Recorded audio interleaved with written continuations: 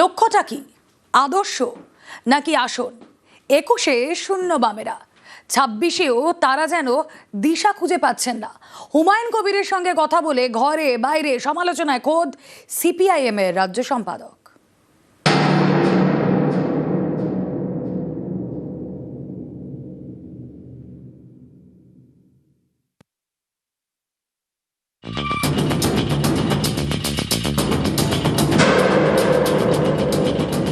একুশের ভোটে শূন্য বামেরা, কংগ্রেস এবং আইএসএফ এর সঙ্গে আসন সমঝোতা করেও নিট ফল 0। এবার সামনে ২৬-এর বিধানসভার লড়াই। বামেরা চাইছে তৃণমূল বিরোধী ও বিজেপি বিরোধীদের সঙ্গে নিয়ে লড়তে, কিন্তু সঙ্গী হিসেবে কাউকে কি পেল? প্রথমে সিপিএম, তারপর বামফ্রন্ট, তারপর বাম দল সমূহ, তারপরেও তার বাইরে এরকম ব্যক্তি গোষ্ঠী দল যারা সাম্প্রদায়িকতার বিরুদ্ধে, যারা বিজেপি এবং তৃণমূলের বিরুদ্ধে অবস্থান নেবে এবং আমাদের সঙ্গে চলতে চাইবে, তাদের সবার সঙ্গে আমরা কথা বলবো। আইএসএফ আগস্ট মাস থেকে আমাদের চিঠি দিয়েছে, সেখানে আসন কোনটা হবে না হবে এখন আসন রফার প্রশ্ন, কারণ আমরা চাই বিজেপি তৃণমূল বিরোধী ভোট যাতে ভাগ না হয় বা কম হয়। পশ্চিমবঙ্গে এবার একলা চলো নীতি কংগ্রেসের। এবছর কেরলেও বিধানসভা ভোট, সেখানে কংগ্রেসের সবচেয়ে বড় প্রতিপক্ষ বামেরা। সেই বামেদের সঙ্গে পশ্চিমবঙ্গে আসন সমঝোতা করলে কেরলে ভুল বার্তা যেতে পারে।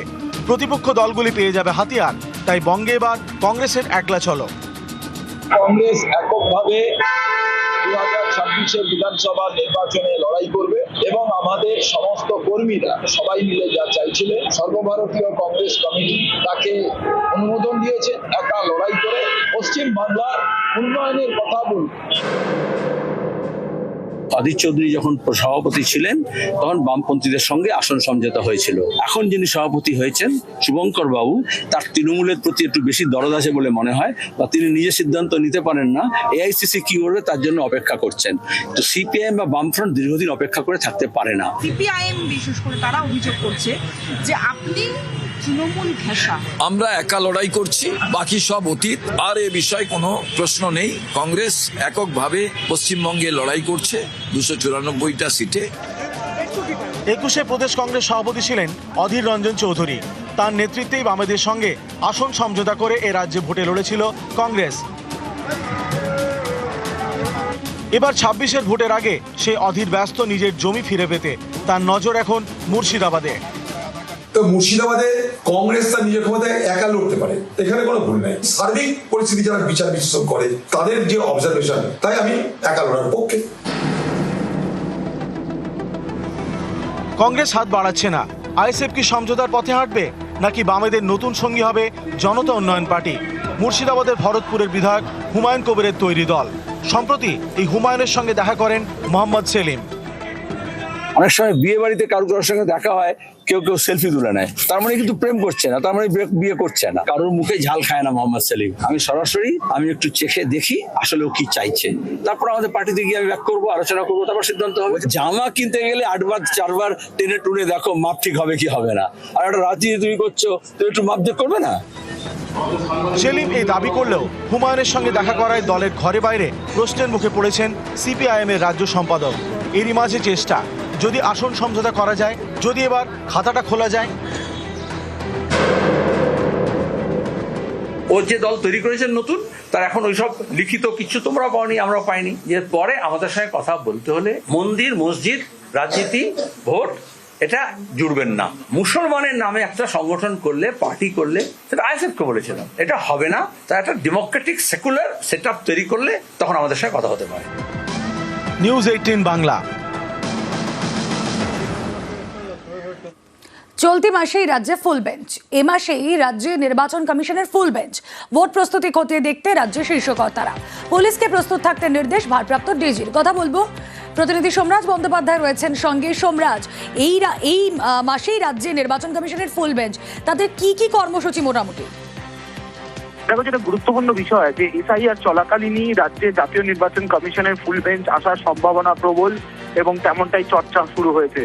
ইতিমধ্যেই যেটা সূত্র মারফত জানা যাচ্ছে যে চলতি মাসের শেষ সপ্তাহ বা তার আগের সপ্তাহে জাতীয় নির্বাচন কমিশনের ফুল বেঞ্চ আসতে পারে রাজ্যের বিধানসভা ভোটের প্রস্তুতি খতিয়ে দেখতে।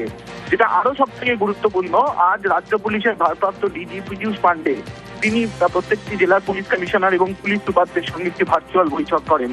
সেই বৈঠকে ছিল রাজ্য পুলিশের নোডাল অফিসার আনন্দ কুমারও। বৈঠকে উপস্থিত থেকে ভোট নিয়ে প্রস্তুত হওয়ার নির্দেশ দিয়েছেন রাজ্য পুলিশের ভারপ্রাপ্ত ডিজি। শুধু তাই নয়, পুলিশের বৈঠকে বলা হয়েছে যে কোনো সময় জাতীয় নির্বাচন কমিশনের ফুল বেঞ্চ আসবে, তাই সার্বিকভাবে প্রস্তুতি রাখতে। শুধু তাই নয়, রাজ্য পুলিশের ভারপ্রাপ্ত ডিজি এও বার্তা দিচ্ছেন যে কোনো রকম ছোট ঘটনা হোক আর বড় ঘটনা হোক, পুলিশকে সক্রিয় থাকতে হবে। সাম্প্রদায়িক সম্প্রীতি যে কোনো ভাবেই হোক রক্ষা করতে হবে এবং পুলিশকে হোমওয়ার্ক শুরু করারও বার্তা এদিনের বৈঠকে দিয়ে দেওয়া হয়েছে। সোমরাজ, এই যে নির্বাচন কমিশনের ফুল বেঞ্চ আসছে, আমি জানি ইট ইজ টু আর্লি, তবুও কি কোনো রকম আভাস মিলতে পারে কত দফায় ভোট হবে এবার রাজ্যে? না দেখো, কত দফায় ভোট হবে সেটা একাধিক বিষয়ের উপর নির্ভর করে। প্রথমত রাজ্য পুলিশ কতটা পাওয়া যাবে, কেন্দ্রীয় বাহিনী কতটা পাওয়া যাবে, এবং তার সঙ্গে রাজ্যের বর্তমান আইন শৃঙ্খলা পরিস্থিতি কি রয়েছে, বিভিন্ন গোয়েন্দা সংস্থার রিপোর্ট কি রয়েছে, তার উপর নির্ভর করবে ক দফায় ভোট হবে সেই বিষয়। এবং ক দফায় ভোট হবে সেটা কেন্দ্রীয় স্বরাষ্ট্র মন্ত্রকের সঙ্গে জাতীয় নির্বাচন কমিশন আলোচনা করবে, কতটা বাহিনী পাওয়া যাবে তার উপর। তোমার হয়তো মনে আছে, শেষ যখন লোকসভা নির্বাচন হয় 2024-এ, তখন এ রাজ্যের জন্য প্রায় 1100 কোম্পানির কাছাকাছি কেন্দ্রীয় বাহিনী মোতায়েন করা হয়েছিল। 2021-এর বিধানসভা ভোটে প্রায় 1000 বেশি কেন্দ্রীয় বাহিনী মোতায়েন করা হয়েছিল। ফলত সেক্ষেত্রে কত দফায় ভোট হবে সেটা এখনো পর্যন্ত স্পষ্ট না হলেও চলতি মাসেই শেষ সপ্তাহ বা তার আগের সপ্তাহে জাতীয় নির্বাচন কমিশনের ফুল বেঞ্চ আসছে। আজ রাজ্য পুলিশের বৈঠকেও যে কোনো সময় জাতীয় নির্বাচন কমিশনের ফুল বেঞ্চ আসবে সেই বার্তাও দিয়ে দেওয়া হয়েছে বলে সূত্র মারফত। সঙ্গে থাকুন।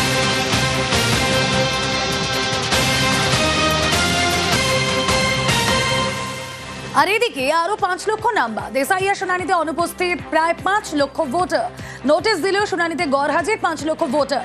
কি হবে তাদের জানবো, প্রতিনিধি সোমরাজ বন্দ্যোপাধ্যায় রয়েছেন সঙ্গে। সোমরাজ, দেখো, যেটা এখনো পর্যন্ত কমিশন সূত্রে জানা যাচ্ছে যে শুনানি প্রক্রিয়া যত করা হয়েছে তার মধ্যে প্রায় 5 লক্ষ ভোটার যাদের শুনানির নোটিশ ইস্যু করা হয়েছিল এবং বিএলও মারফত যাদের শুনানির নোটিশ দিয়ে দেওয়া হয়েছিল, তাদের মধ্যে থেকে প্রায় 5 লক্ষ ভোটার শুনানি পর্যন্ত এলেন না, অর্থাৎ শুনানিতে অনুপস্থিত থাকলেন।